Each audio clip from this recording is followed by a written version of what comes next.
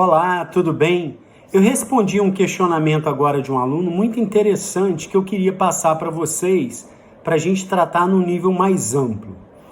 A questão foi a seguinte: o crime de usurpação de patrimônio público previsto no artigo 2º da Lei 8.176 é uma norma penal em branco? A grosso modo, o que diz o artigo 2º da Lei 8.176? Extrair recursos minerais sem autorização legal é crime. Então vejam, para você extrair recursos minerais, por exemplo, pedra, granito, ouro, você precisa de uma autorização legal do Departamento Nacional de Produção Mineral, chamado DNPM, e precisa também da autorização legal do INEA, o órgão ambiental competente. Então você precisa de duas autorizações, do DNPM, o órgão mineral, e precisa de autorização do INEA, o órgão estadual ambiental. Esse artigo 2º da Lei 8.176 não se confunde com norma penal em branco. É uma norma completa, mas que precisa de uma autorização legal do órgão do executivo, de uma autarquia do executivo, para então você não praticar atividade criminosa. Agora observe que não é um tipo penal incompleto, não é uma norma penal incompleta. Como exemplos de normas penais incriminadoras incompletas, nós só temos 3 tipos. Nós temos a norma penal em branco, em que o legislador descreve o preceito e descreve a sanção, mas o preceito ele é indeterminado e ele precisa ser complementado por um outro ato normativo. E esse outro ato normativo pode ser uma lei, um decreto, um regulamento, uma medida provisória, uma portaria e etc. E nós temos também o tipo penal aberto. O que é o tipo penal aberto? O tipo penal, assim como a norma penal em branco, o preceito é indeterminado.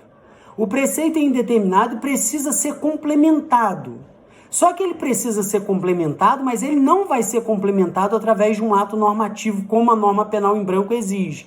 Ele vai ser complementado ou vai ser fechado pelo operador do direito, no caso concreto, levando em consideração as circunstâncias do caso concreto. Vou dar um exemplo de tipo penal aberto.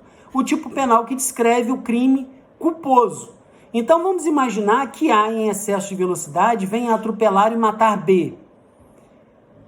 A praticou o crime de homicídio culposo descrito no artigo 121, parágrafo 3º do Código Penal? Vejam que o legislador, no Código Penal, ele não descreve o que vem a ser o homicídio culposo.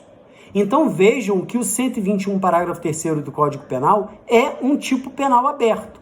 E o operador do direito vai ter que fechar esse tipo penal. E como que ele faz esse fechamento? Analisando as circunstâncias do caso concreto e recorrendo a regras já sedimentadas da cultura jurídica. E já está sedimentado na cultura jurídica que a culpa é a soma de 2 elementos: violação de um dever objetivo de cuidado e previsibilidade objetiva do resultado danoso. Então, o que o operador do direito vai fazer? O promotor de justiça, por exemplo, para oferecer denúncia contra A, que em excesso de velocidade atropelou B, ele vai verificar no caso concreto se A violou um dever objetivo de cuidado, excesso de velocidade, e se havia previsibilidade objetiva do resultado danoso, do atropelamento. Existindo esses 2 elementos, o promotor de justiça, então, vai oferecer ação penal contra A pela prática do homicídio culposo. E o juiz, na hora de sentenciar, vai verificar se o tipo penal aberto foi fechado pelo operador do direito, no caso, o promotor de justiça. Então, vejam que a norma penal em branco e o tipo penal aberto são exemplos, são espécies de norma penal incriminadora incompleta. Assim também como aquela norma penal que prevê o preceito, mas não descreve a sanção. Na hora de fazer a descrição da sanção, remete a um outro artigo. Um exemplo clássico é o artigo 304 do Código Penal, que o legislador descreve o crime e na hora de colocar a sanção, ele remete ao artigo 299 do Código Penal, que trata da falsidade ideológica. Então veja que nós temos 3 exemplos de normas penais incriminadoras incompletas: a norma penal em branco, o tipo penal aberto e as leis incompletas. Agora, quando existe um tipo penal que descreve o crime com elementos objetivos normativos, O que são elementos objetivos normativos? Nós temos tipos penais compostos por elementos objetivos e elementos subjetivos. O elemento subjetivo mais importante, mais conhecido, é o dolo. E o elemento objetivo do tipo penal, ele pode ser descritivo e pode ser normativo. O elemento objetivo descritivo é aquele que não necessita de valoração por parte do juiz. Pode ser percebido pelas pessoas pelos seus sentidos, tato, olfato, audição, visão. Então, por exemplo, quando você tem lá no 121 a descrição do tipo penal de homicídio, matar alguém, vejam que qualquer um consegue identificar o que é matar alguém pelos seus sentidos. Não há necessidade de nenhuma valoração por parte do juiz para verificar se existe ali naquele caso concreto em que A atirou e matou B, se houve um homicídio. Qualquer um consegue perceber isso pelos sentidos. A testemunha, por exemplo, que viu A matar B, pela visão, ela consegue identificar que houve o crime de homicídio. Não é necessário valoração por parte do juiz. Agora, o elemento objetivo descritivo são aqueles elementos que precisam de uma valoração por parte do juiz. E essa valoração ela pode ser feita a partir de três perspectivas diferentes. Uma valoração técnica, uma valoração jurídica ou uma valoração decorrente de regras de experiência. Por exemplo, o infanticídio. Imaginem que a mãe, durante o parto ou logo após, estando em estado puerperal, matou o filho. Ela pratica o crime de infanticídio, não pratica o crime de homicídio. Mas o juiz, ao analisar esse caso, ele vai ter que contratar um perito para o perito identificar se a mãe estava em estado puerperal. Porque não tem como analisar e reconhecer que a mãe matou em estado puerperal se não existir uma valoração técnica, um laudo técnico de um perito judicial dizendo que a mãe estava em estado puerperal. Então vejam que estado puerperal é um elemento objetivo normativo do tipo de infanticídio. Agora vejam que o infanticídio não é uma norma penal em branco e não é também um tipo penal aberto e nem é uma lei incompleta. É um tipo penal que contém elemento objetivo normativo na sua descrição, que é o estado puerperal. Alguns tipos penais contêm elementos objetivos normativos que necessitam de uma valoração jurídica. Por exemplo, o crime de furto, que traz coisa alheia. O que é coisa alheia? Imagine esse exemplo aqui que eu vou dar agora. A subtrai o carro de B. B descobre esse fato, vai à delegacia de polícia e registra a ocorrência. O promotor de justiça denuncia A por furto. Em juízo, A alega o seguinte: olha, eu não pratiquei furto, o carro era meu, o carro sempre foi meu.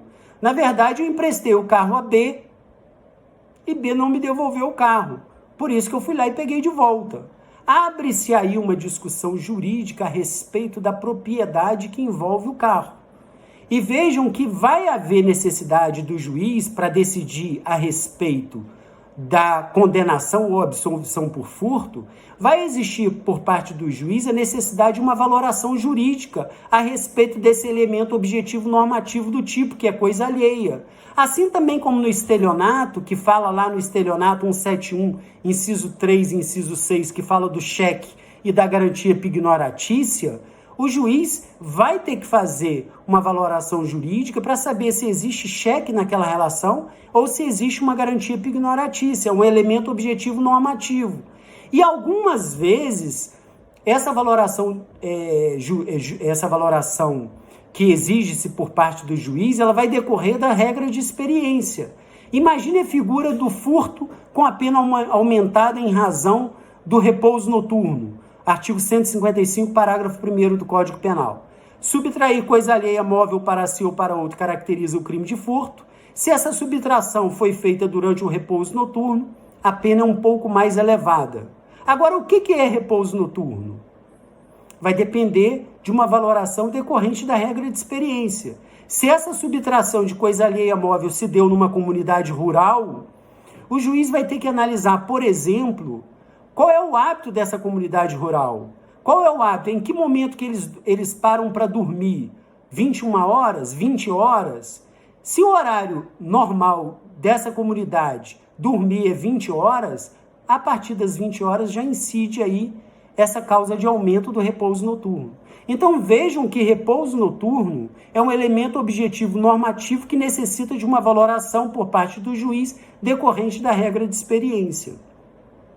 Então não pode se confundir tipos penais que contêm elementos objetivos normativos com norma penal em branco e tipo penal aberto. Um outro exemplo que a gente tem que destacar também é que existem algumas atividades que são potencialmente crimes se não existir autorização do órgão legal competente.